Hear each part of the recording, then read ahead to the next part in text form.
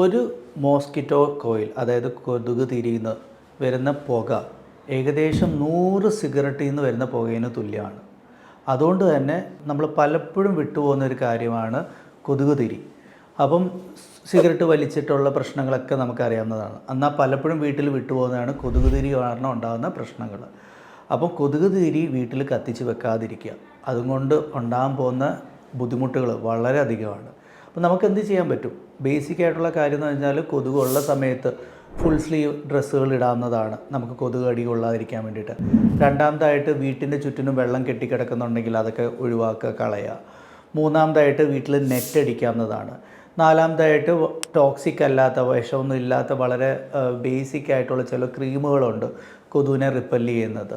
അപ്പോൾ ഇങ്ങനത്തെ കാര്യങ്ങൾ നമ്മൾ ചെയ്യാവുന്നതാണ്. കൊതുക് തിരി എന്തായാലും ഉപയോഗിക്കാൻ പാടില്ല. അത് 100 സിഗരറ്റിൻ്റെ പുകയ്ക്ക് തുല്യമാണ്.